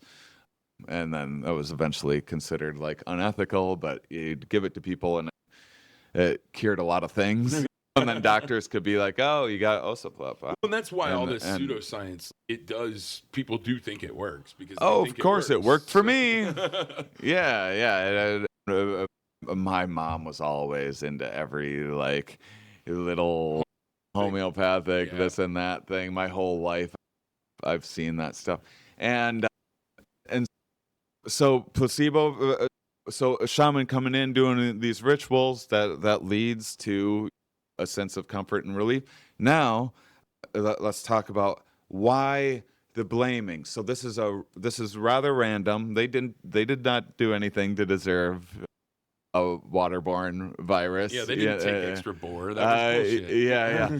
But it's interesting. So what that does do is it preserves this idea of. So we have this idea of that's cognitively relaxed. I think a lot of these are outcomes of mitigating overactive chronic stress system that was built on top of some. We have a stress response system that was built in mammals that don't think as far ahead of things and contemplate things that aren't happening in the moment and like sweating about those things.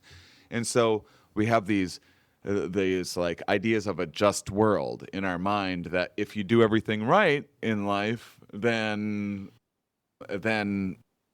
things will go right. And because brains that tended to think that way tended to be more involved and have more confidence in life, enough so that it was, even though it was inaccurate and the world isn't that way, believing that got people where they are. And so, and then there's these like fundamental attribution differences that are also self-serving and differentiating for like in and out groups, where basically if something good happens to you, you earned it. If something bad happens to you, it's bad luck. If something bad happens to someone else, they did something wrong. Well, if just something believing good that is happens, comforting. if something good happens to others, they just got lucky. Self-serving, it helps prop up your ego and everything. And so then, and the downside is there's all this victim blaming and stuff that happens, and you're blaming someone inappropriately for a waterborne virus because that's soothing to others. That's Right. It gets slippery, but that's one of the things that it does. And then occasionally you just have a metaphorical appendix. Like that blame may have been useful at one point. Absolutely. But it's no longer really useful, but it's still there. Our brains are not at all built for the world that we built for ourselves at all. No, we have microscopes and medicine and stuff. Our biology has not caught up to our environment. No, at all. In no way. Yeah, and I think that's where we see the rise in things like anxiety and depression and all these things that I don't want to say they didn't exist before, but they weren't as prevalent. I think there's a lot of mismatches. There's also a lot of we recognize it more. We're living longer than humans had in the past too, so it might also just be an outcome of living longer and then having to think further into the future about a longer life than humans ever had to in the past. We have 45 more years than most any human in history. That's because of like child death and stuff. That's if you're gambling on it, but even still making it to adulthood, it was about 50, and now we're getting up to like 75, and so that's another 25 years longer. You have to plan for. If you make it into adulthood. And so and I had never really thought about it like that, but that's so I think a lot of these features are about addressing a maladaptive stress, anxiety, depression response. That is, anxiety can be really useful in getting you to roll up your sleeves and get shit done. Depression can be really useful in helping you pump the brakes before investing the next X number of years of your life down the wrong project or whatever, and it can pump the brakes on action so that you might get a little depressed when you're feeling sick because the ghost crocodile brought malaise into the household, but depression's a great mechanism to keep you laying down. And so then a couple last little things, just because I love the intricacy of all of this. So then that the family's confessing to a thing, we're all doing something wrong once in a while, and they can study this in churches and things that have confessionals, is if you have a place to confess, to allow, to drop baggage, you can demarcate those things from yourself. You can put them in the past. They aren't a part of who you are anymore. You can make amends. And if you hold on to them, they can accrue, and once they add up and you have enough of these wrongdoings, you start thinking of yourself as a bad person. And what's a bad person do? Bad things, and it becomes a self-fulfilling thing, and now you're getting more and more into antisocial and destructive behaviors because of this view that you have of yourself. Whereas having this confession where you're allowed to like make amends, hey, I'm sorry, here's an offering, is a way, can be really therapeutic and can demarcate and give you a fresh start. And then lastly, that the rest of the community, because of, they got attacked for not sharing or whatever, that's as victim blaming is a bummer, but accountability. It's more that it's fake. It's more it negates worry. So otherwise, if you can just randomly be attacked by the ghost crocodile anytime for any reason, that's a nightmarish world that you're living in. But because someone did something wrong, then all you have to do is do the right things, and then it won't get you. And that brings a level of understanding why religion can be so comforting to people that I don't know that I've ever.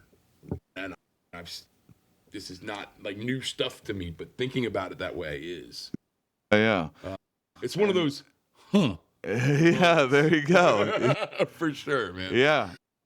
And then the community comes and they do a dance. They say, "We forgive you, and we're going to do a dance to aid in your healing," and this ceremonial thing.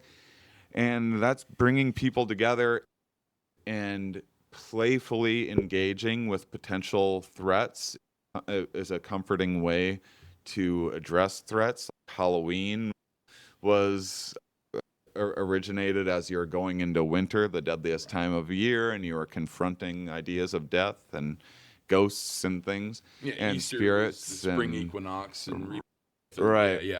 The Constantine adopted like all of these pagan traditions and integrated them into Christianity, and it's Yeah, so wild, like how much they've changed from their past utility. Yeah, This happens a lot where it's like a lot of early astrology was like great, like navigational tools and things like that. Now we have GPSs. It didn't make astrology go away, and some people it made it because we still had an evolved preference to making sense of the stars and patterns, because that was very adaptive in the past. And now that isn't, the rubber's not meeting the road anymore, so you still have that feeling, but it doesn't have the same utility in which it originated from. And so it almost makes it seem more magical to a person, because it's like it's there, you can feel it, but you don't even know why you're feeling it. And it's like we had to create. I think about like phone numbers. Like, how many phone numbers did you have memorized as a kid versus now? And it creates this. The sense of wonderment isn't there, but the excitement of getting somebody's phone numbers. Yeah. Whereas, like, you could just look them up on Instagram or Facebook, or like you're no more connected with somebody by having their phone number. Like, they can block your phone number just as easy as they can block you on social media. There is this, like, getting a phone number still feels like a level of intimacy that isn't following each other on social media, when really the connection is exactly the same. It's no different than, but because we used to have to, like, not only did we get phone numbers and that was the only thing that mattered, we had to memorize those numbers if we wanted. Like, I knew all my best friends' phone numbers. Man, so there's so much. I feel like we could just literally talk for hours and hours, but there's a couple of things I know we have in common that I want to touch on before we exhaust everybody from listening anymore. And one of those they're things, on the edge of their seats. I hope so. I know I am. I keep having to scoot back just to not fuck up my back. But I know we've both been to the Creation Museum. Oh yeah. And I went there Fantastic. very intentionally, like, to study it as a student of museum studies. See the guy like riding the dinosaur and stuff. Yeah, it's man. awesome. Humans and dinosaurs. Of course, we were riding them. And what strikes me, though, that's always struck me about this place, and I'm wondering what you think of this, is like they use a lot of the same evidence to make their case that the evolutionary biologists make to make the case for evolution. Like, they have a model of Lucy right there. They don't pretend that stuff doesn't exist. They've integrated it all. Yeah. And that's what you do. You integrate it. You shift the goalposts and everything. Yeah. Everything. It's instead of innocent until proven guilty, it's beliefs rather than knowledge and evidence-based systems. But religiosity is truth until proved metaphor. And then you always go, that part's a metaphor-ish thing, or here's how and you twist around and make it all work. Yeah, they're trying to make I don't know, when I was there, they didn't have the Noah's Ark thing done. They had it done when I was there. Wow. I've been twice. And I got to check out the Noah's Ark. They've gotten rid of the dinosaurs with saddles, though. Oh yeah. That's a trade-off. I think there was like still one Triceratops in a corner that you could get on for a photo. Yeah. What was your motivation? Like, and I think we brushed on it earlier. You used to have some animosity towards groupthink, maybe rebelliousness against religion. Yeah. And now it's turned into sort of more of a fascination, I would say. Yeah, and trying to understand one stand-up science show that I debuted this year that'll be doing next year is called Myth Understandings. So it's going back through Roman and Greek mythology up through ideas of the early ideas of Martians, for example, to all the way up to beliefs in Loch Ness Monster, Bigfoot, and folklore and stuff today, and understanding where they come from, and also like where I think Monsters Inc. explained Bigfoot and the Abominable Snowman pretty well, right? Oh, really? I haven't seen it. Oh man, Yeah, I know you're I'll a check it Pixar out. guy. You got I am, but yeah.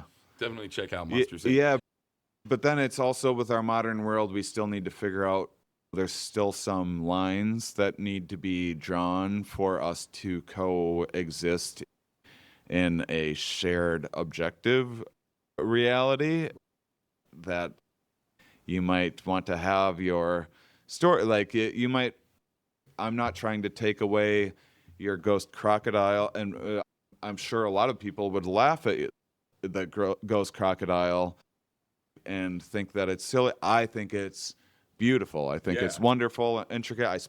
There are few people that appreciate that ghost crocodile belief system as much as me. However, we still need to have Bayesian processing, and when new information and evidence comes in, we need to be able to integrate that, which humans have been doing for a long time. It's just that now we have modern tools like microscopes to go, oh, there's this waterborne virus here. And that might seem crazy, but you can look through the microscope and now you can see this virus. And we can take all the time in the world to explain it to you if you don't trust us, but you're welcome to learn.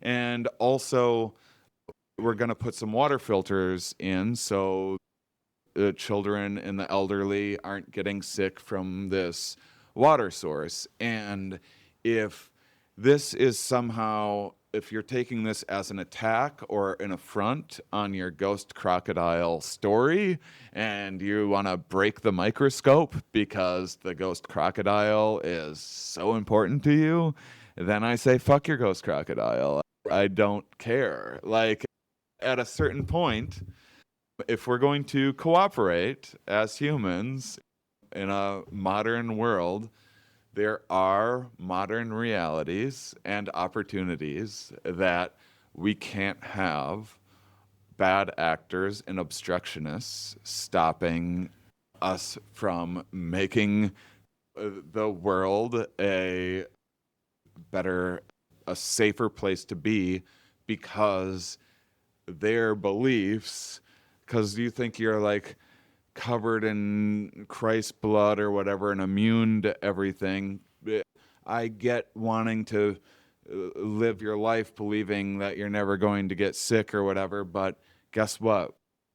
When there's ways that we've figured out to help mitigate actual pandemics, actual virologists, like, we're going to sit down and see what your understanding of virology is. And if you're saying, oh, because I'm covered in Christ's blood, I can drive on the wrong side of the road because Christ says I can drive on the wrong side Jesus of the road. has the wheel. Yeah, exactly, because Jesus has the wheel. I'm sorry, but we still need to function as a society, and your precious little individual. They just took fluoride out of the drinking water here. Oh yeah, it's insane, and it's fine to go and look for the Loch Ness Monster or whatever. And I think it's great that there's a couple wackadoodles out there looking for the Loch Ness Monster. I've taken a Loch Ness Monster tour, you know. What a lovely way to spend a day. It's hilarious. But you don't put the Loch Ness Monster guy in charge of oceanic research. And that's what's happening now. Because Loch Ness Monster guy is going to fire everyone that didn't believe their Loch Ness Monster story, put their friends in charge of positions they couldn't possibly understand the seriousness of because they don't have a background understanding of how any of this works. And and then they're going to say, hey, everyone stop what you're doing and look for the Loch Ness Monster, because I say that I'm doing this for everyone else, but the only thing I actually care about is validating that I've been right all along, while everyone said I was crazy for believing in the Loch Ness Monster. Like, that goes back to what we were talking about at the very beginning of this. Yeah. Is like this refusal to admit, hey, I made a mistake. I was wrong. Yeah. Yeah, maybe the Loch Ness Monster doesn't exist. Yeah. Maybe the ghost crocodile brings a water virus. These are ways that we can work together. Yeah. So we can have both. Everyone's still entitled to their belief systems, but not when you're being an obstruction. There's people that have tried to attack like weather balloons and radars and stuff, because every time a hurricane comes in, psychopaths with their stupid 4chan beliefs think that the weather station made the hurricane. So they go, like, I'm sorry, but you're a terrorist now. You've just committed an act of terrorism. I think you're onto something that you might not even realize, though, with all of this, because the element that gets taken away by science is the cause. The idea that this happened for a reason that I can somehow prevent. Yeah. Where, not to say there is all these things that we can do with medicine to prevent these things. Yeah, but at the end of the day, like, we are ultimately powerless against the forces of nature and physics. And chaos and everything. Yeah. That's where I feel like and I'm having this realization now, but I feel like that's where the disconnect really is. Yeah. People like simple magic bullet answers for things, and what you said earlier, like, not everybody is a scientist. Not everybody is going to have that deeper understanding. And not everyone, you just have to trust them. Yeah. That's where I don't want to, if I get into an elevator, I don't want to have to inspect the elevator myself. No, but I do check the date when it was last. But the reason why we have inspections, it wasn't like a given hotel's idea to be like, you know what, I'm going to inspect this this elevator out of the goodness of my heart and put this little thing up there. We've decided as a society that we don't want to have elevators falling randomly, and so we have guidelines in place, and we use regulation that can always be made better and more efficient and improved upon, so that I don't need to think through every elevator that I need to get in to know if it's safe or not. And that's it. At the same time, it's not anyone's right to break the elevator because they don't believe they're natural, and people should be using the stairs. And and I'm certainly not trying to say it's right. Yeah. But I think there's a level of understanding I don't know that I have. Yeah. Where it's like, oh, that's why they fight against this so hard. Oh, yeah. Their idea that it happened for a reason gets taken away. Yeah. That's terrifying. I think it's a little bit. It's a little bit. Some of it is a little bit of selfishness of wanting to preserve your special sense of magic, or something where you feel like you have special privileged information. Especially this is like the conspiracy. Yeah, and sometimes. Oh, for sure. Probably not the ones that you've encountered, because they're the ones that are willing to sit down and talk to you. Yeah, I pretty randomly find people, and I don't get turned down for interviews very often. Yeah. So I don't think that I'm experiencing too many sampling errors. But yeah, can some scientists be pricks? Yes, there's pricks everywhere. There's I think about this documentary called The Flock of Dodos. Have you ever seen that? No, but I've heard of it. And he sits down, he interviews a bunch of, he was a biologist that became a documentarian. And he goes and he interviews a bunch of scientists, biologists, and he interviews a bunch of creationists. And at the end of it, he's like, who would you rather have a cup of coffee with or a beer with? And like the creationists win by a mile. Yeah. But yeah, I do think, I think that's probably some selection bias. I've that probably had is, plenty of beers with This was also like scientists, 15 and I've had years plenty ago, of beers with creationists, and I would much rather have a beer with scientists. This was a long time ago, Yeah, too. yeah. I think, like, people have gotten a lot more divided since this was made. Yeah. And it was a lot more... Yeah, no, the point he was making was that, like, scientists aren't always great at selling. Yeah. There's science communication. A lot of the time, these are people that aren't issues. super Yeah, social. They aren't super... Yeah, I mean, they aren't. But I'm thinking about people that become specialists in their field. Like, you think about the amount of concentration that... Those are typically people that just aren't the most social. Yeah, the number of threats that I got in my DMs during COVID, just because I talk with like actual virologists and epidemiologists and stuff, and it was always because I do psychedelic shows and I've been on Rogan and stuff like that. So I have people that are into conspirituality that happen to follow me because they're interested in my psychedelic stories or whatever. And so because of that, I've gotten to see a side of, I know you have love and light on your social media profile and all that, but I know who you actually are, and you're a psychopath narcissist making the world a worse place. So I think that I'm going to go to bat for scientists on this one.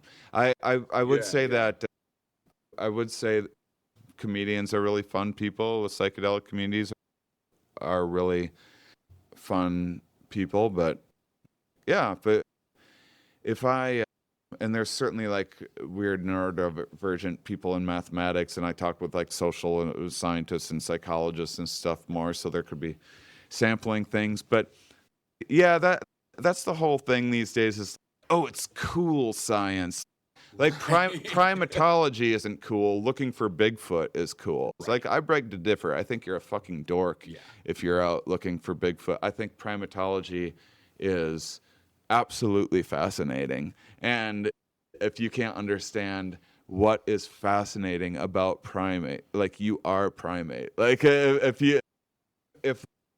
it's one thing. I don't expect everyone to become a primatologist and take an interest in primatology, but don't go hunting Bigfoot and tell me like pseudoscience is like where it's all at. It's just that people want to think that they found like special treasures.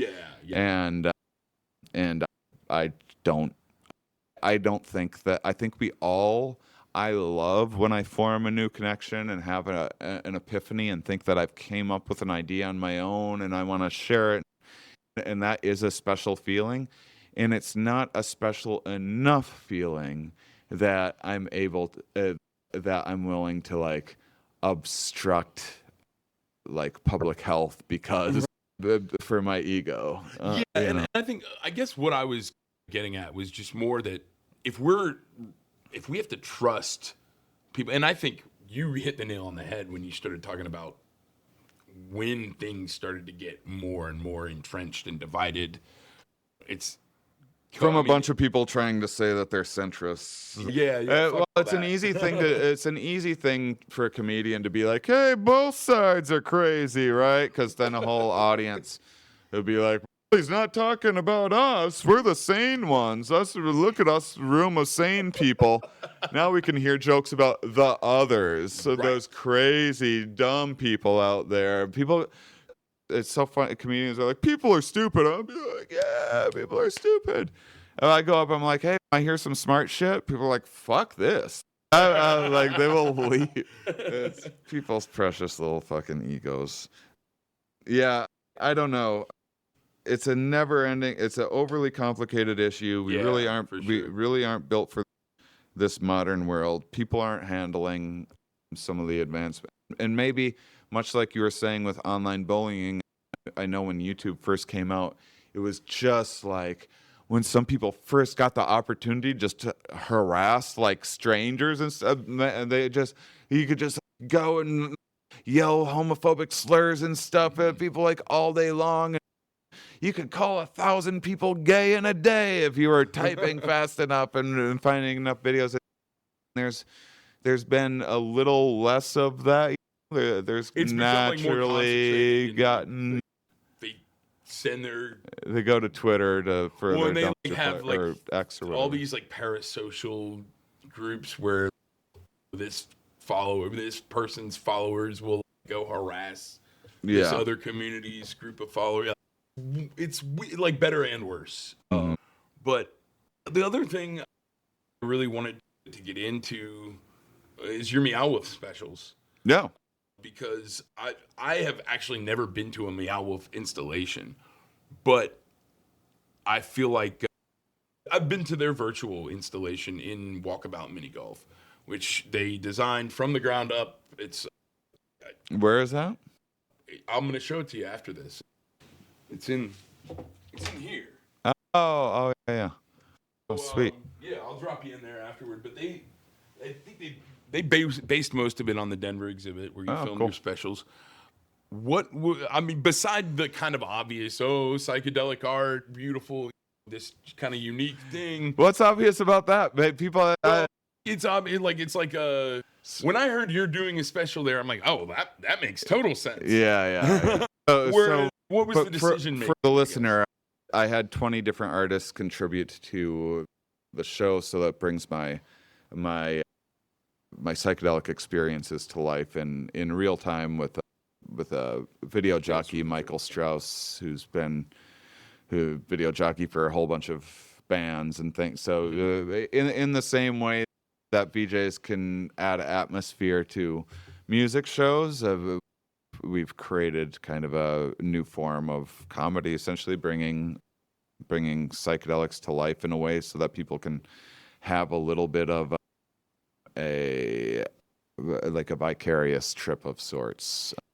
And it's a two-part thing where first one's about mushrooms and LSD and a little bit like a psychedelic 101, and then the second one's like ayahuasca, DMT, and ketamine, and like a little bit of kind of a 102. And so it's meant to be just like a fun kind of introductory vicarious trip that's accessible, that people can show their friends that are nervous about psychedelics or whatever, so people can get a sense of what the psychedelic experience is like without having done psychedelics. And of course, nothing can compare to the actual experiences themselves. Right. It's something that I think a lot of people will watch to inspire their next experiences and stuff. Yeah. I want to back up for a second and tell everybody what Meow Wolf is. Oh, yeah. Because I feel like a psychedelic Disney World. We're like making all these assumptions because we both know what it is. But no, Meow Wolf they're an art collective. Yeah. They have installations in Denver, Houston, Dallas, somewhere. I feel like there's one in Texas. First one was in Santa Fe. Then they have my favorite one's in Vegas, actually. It's like a really good take on capitalism in a fun way. And then there's, Houston, Grapevine, Texas, which I think is a smaller one. They are building one in New York and LA and it's like a 3D interactive art. Yeah, it's like a 4-story psychedelic kind of Disney World of sorts, of like you go around and you can like also solve these puzzles and stuff like that as you go through, and like various scavenger hunts, or you can just walk around and appreciate all of the, 3-dimensional like trippy art. And it's, what's cool is like you go there and you see, like, kids walking around, and like kids fucking get it immediately. Yeah. It's like this alien world, and they totally get it. But adults can really appreciate it too. It's not I've It's always not like said a that little kitty psychedelics type. just turn you into a kid again. Yeah, yeah. I think that I think that we'll show that in the future with MRIs once we can create like recordings of some of the visual inner worlds. I would guess that they would match things that match babies a lot. I think some of the fractals and geometry is just like the original natural state of DMC is what sensory our brain information. is flooded with at birth Yeah, yeah, and death. yeah. So- What they say? What did you think was unique or special about Meow Wolf, or has anybody ever done anything like this with them before? It's the first special ever recorded at a Meow Wolf. I had to put together some connections and stuff, and it was really cool. And it was just like the perfect fit. They got a trippy vibe, and it was for a psychedelic show. It was hard to do anything else, do it anywhere else. It was just the perfect Yeah, place. I feel like once the idea was there, it was like that was where it had to be. Yeah, 'Cause, absolutely. like I said, the moment I heard it, I was like, that makes so much fucking sense. Sounds like you have a lot more in the pipeline too. Do you want to tell everybody what else you have going on in 2026? Because it sounds like you have a lot coming. Yeah, so I have these stand-up science shows. I might change the name a little bit, but I have this myth understanding show that there's like we just did an IMAX version, but we have a planetarium and dome version ready to go as well. Since the sphere happened, now like there's other smaller domes popping up in different places.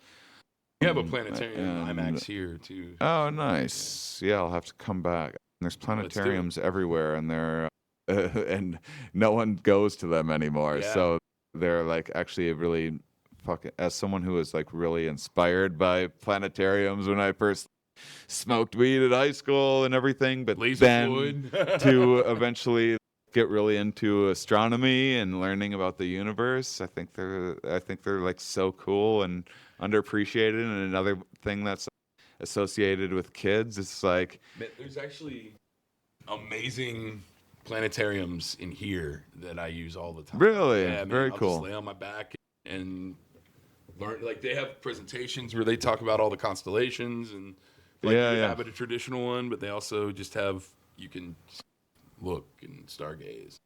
And nice. Yeah, I'm doing like a little run through of a show about AI for this. There's this Cooperative Futures Institute using cooperation research to think about AI alignment problems and the new ways to think about building new ways of thinking about AI and how to build AI based on I think cooperative decentralization is like the only answer models. at this point.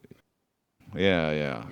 And there's a lot of like hierarchical oligarchy bros in charge right now, and so there needs to be a vibe shift, I think. But The like gambling of our entire society, like yeah, the casinification of our entire existence is real, man. It's crazy. yeah, it really is. And then I have a thing about like using examples of like ants and bees and other social animals to think about how structures and like civilizations emerge from complexity and from rather than thinking about things in a top-down way. That's how we're used to thinking about things, and thinking about how from the bottom up, how some of these like belief systems like the manta ray or whatever coordinate, how this happens, and how do people naturally find themselves coordinating and problem About solving. like not eating shellfish or pork or things like that. Yeah. They're very, very similar to what you're. Yeah. It's like stories the behind those Hindus and the things. sacred cows and stuff. Yeah. It's I don't think it's any mistake that the people with the They have different breeds of cows there that aren't as good for butchering, and especially something that was incredibly useful. Basically, their tractors and stuff, and tractor factories to have things in place to a lot of these belief structures are ways of helping the prefrontal cortex to do the hard thing in the moment for long-term planning and behaviors. To a lot of it's about hedonism, and so a lot of it's like, how do we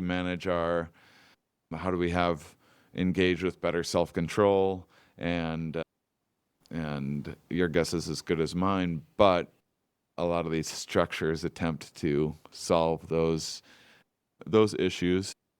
So yeah, those are, I think, the three main shows. Oh, And your I podcast almost debuted one in a couple days in Pensacola. Actually, speaking of placebo, almost debuted a stand-up science show about the placebo effect. I decided it wasn't quite ready yet, so I'm launching it next year. So that's 4 or 5 different shows that I have going next year, so it'll be fun. So once the specials come out, like, I'm very much my Here We Are podcast, but I'm also making sure that people know that I do other things other than just talk about psychedelics, so I don't get pigeonholed too much, but also so people have reasonable expectations when they come to see me, because I like, I'll probably tour with a psychedelic show and a science show in each city that I go, so the psychedelic enthusiasts can be satiated, because otherwise if they show up to my science shows and then they just want to ask about drugs, and we're talking about hyenas right now. How do hyenas trip, bro? Come on, there's other subjects. I mean, that's life. one thing. I love psychedelics. I don't love drug culture. Yeah, all that much. I like a good festival and stuff. Sure, but yeah, when some it of like becomes everything. everything. I totally get it. Yeah. Shane, it's been fucking awesome having you here. There's one last thing I want to ask you about. Van life for tall people. Yeah, I have a little bed extension. But any other tips? Any other, like, as someone not quite as tall, but as a fellow tall person that is interested in living on the road? yeah. You need something tall. I think sprinters are the tallest ones that there are, and it's just tall enough for me. It's the only time that being tall is a advantage in life in a lot of ways. Yeah. Van life, I wish I could shrink 2 inches every time that I walk around my van. And that reminds me of something else Hank Green says a lot, is like, humans, we would just be, if we could just shrink. Humans could just be like 3 feet tall instead of 6 feet tall. Yeah, we that's would be funny. Perfect. Yeah. Wouldn't need as many resources and such. Yeah. Oh, man. Shane, this has been fucking awesome. Yeah, thank you so much for doing it. Appreciate it.